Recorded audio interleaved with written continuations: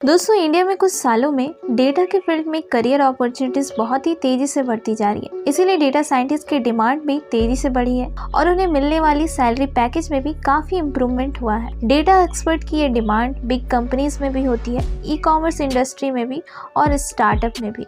यानी हर जगह data scientist के लिए बहुत सारा स्कोप बन चुका है। डेटा साइंटिस्ट ऐसा एक्सपर्ट होते हैं जो स्ट्रक्चर्ड और अनस्ट्रक्चर्ड डेटा के बड़े बड़े सेट्स को इकट्ठा करते हैं और उनका एनालिसिस करते हैं। इस काम में डेटा साइंटिस्ट की मैथमेटिक्स, स्टैटिस्टिक और कंप्यूटर साइंस नॉलेज एक साथ काम करती है। तब जाकर एनालिसिस और प्रोसेस होने के बाद वो डेटा किसी कंपनी के लिए यूजफुल बन पाता है। डेटा हर कंपनी के लिए बहुत ही ज्यादा इंपॉर्टेंट होता है और उसे यूजफुल फॉर्म में लाने का इतना बड़ा टास्क करने वाले डेटा साइंटिस्ट की सैलरी भी हाईएस्ट सैलरी में शामिल होती है। ऐसे में अगर आप भी डेटा के फील्ड में आगे बढ़ना चाहते हो और डेटा साइंटिस्ट बनना चाहते हो तो आज का ये वीडियो आपके लिए है, क्योंकि इस वीडियो में हम आपको डेटा साइंटिस्ट बनने के सारे प्रोसीजर बताने वाले हैं। तो वीडियो में अंत तक जरूर बने रहिएगा। तो चलिए फिर शुरू करते हैं और जानते हैं। आइए सबसे पहले बात कर लेते हैं डेटा साइंटिस्ट के क्राइटेरिया के बारे में। डेटा साइंटिस्ट बनने के लिए आपके mathematics, statistic, business study, finance, economics या कंप्यूटर साइंस में बैचलर डिग्री होना जरूरी है। अगर आपके पास मास्टर डिग्री या डॉक्टरेट डिग्री हो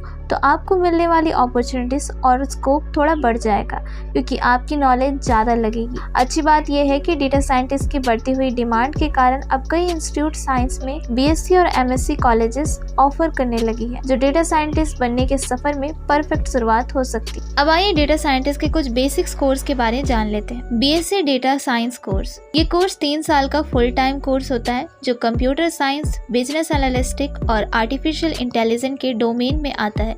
इस कोर्स में एडमिशन के लिए आपको 12th क्लास साइंस स्ट्रीम के साथ पास करनी होगी, जिसमें फिजिक्स, केमिस्ट्री और मैथमेटिक्स सब्जेक्ट हो। और अगर आपने कंप्यूटर साइंस को एडिशनल सब्जेक्ट के तौर पर पढ़ा हो तो ये आपके लिए एक बहुत ही बड़ा एडवांटेज साबित हो सकता है। ये कोर्स इंडिया के साथ साथ विदेशों में भी काफी ज्यादा फेमस है, क्योंकि tech companies, market research company और एनर्जी सेक्टर में इसकी डिमांड और फ्यूचर स्कोप बहुत ही ज्यादा है। बीएससी डेटा साइंस कोर्स के सब्जेक्ट में machine learning, cloud computing, data visualisation, Python programming और ऑपरेटिंग सिस्टम शामिल होते हैं। इसके एडमिशन प्रोसेस की बात की जाए तो बीएससी डेटा साइंस कोर्स में एडमिशन मेरिट बेस पर होता है और एंट्रेंस टेस्ट के बेस पर होता है।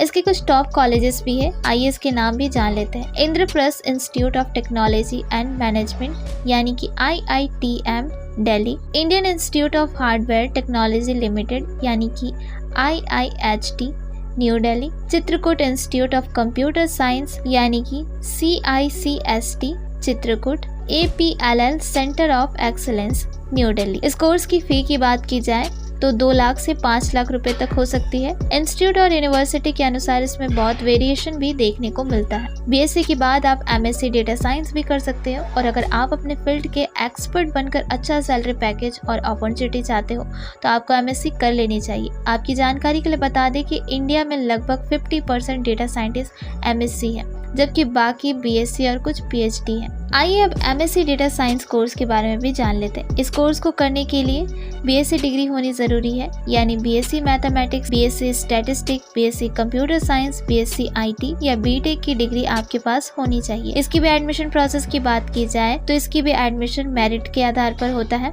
फी की बात की जाए तो 60,000 से 1,20,000 रुपए तक सालाना हो सकती है। इसके कुछ टॉप कॉलेजेस की बात की जाए तो नेशनल इंस्टीट्यूट ऑफ टेक्नोलॉजी यानी कि NIT मैंगलोर, जवाहरलाल नेहरू यूनिवर्सिटी यानी कि JNU new Delhi, Motilal institute of technology Allahabad, university of Hyderabad. आइए बात करते हैं डेटा साइंटिस्ट बनने के लिए कुछ जरूरी स्किल्स के बारे में। ग्रेजुएशन डिग्री लेने के बाद आपके अंदर कुछ जरूरी स्किल्स का होना भी जरूरी है, जिसमें SAS या R पाइथन जैसी प्रोग्रामिंग लैंग्वेज की नॉलेज होना, पावर BI जैसे विजुअलाइजेशन टूल की नॉलेज होना, statistic, mathematic, algorithm, machine learning की नॉलेज होना, proficiency in Excel, business understanding, उपलब्ध डेटा में से आंसर फाइंड आउट करने के स्किल्स होना और इफेक्टिव टीम वर्क के लिए स्ट्रॉन्ग कम्युनिकेशन स्किल्स का होना। अब आइए जान लेते हैं कि डेटा साइंटिस्ट की सैलरी कितनी होती है। जहाँ तक सैलरी की बात है तो एक डेटा साइंटिस्ट की सैलरी उसके स्किल्स, एक्सपीरियंस और कंपनी की लोकेशन से इफेक्ट होती है। एक फ्रेश ग्रेजुएट के लिए average entry level data scientist के तौर पर मिलने वाली सैलरी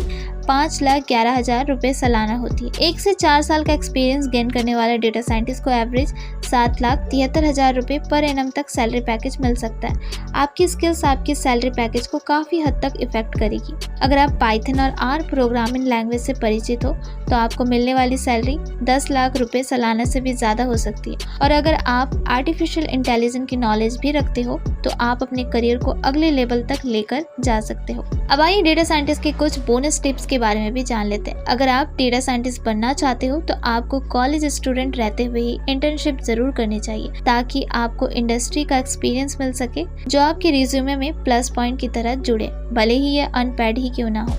लिंक्डइन जैसे ऑनलाइन प्लेटफॉर्म पर अपने डेटा साइंस रिलेटेड प्रोजेक्ट और वर्क अपलोड करें, ऑनलाइन डेटा साइंस कंपटीशन में पार्टिसिपेट करें और लोकल डेटा साइंस मीटअप को भी अटेंड करें ताकि आप अपने लिए ज़्यादा से ज़्यादा अपॉर्चुनिटीज क्रिएट कर सकें। इन डिग्रीज के अलावा आपको ऑनलाइन कोर्सेज और सर्टिफिकेट्स भी करने चाहिए। तो दोस्तों ये थी डेटा साइंटिस्ट से जुड़ी जानकारियाँ।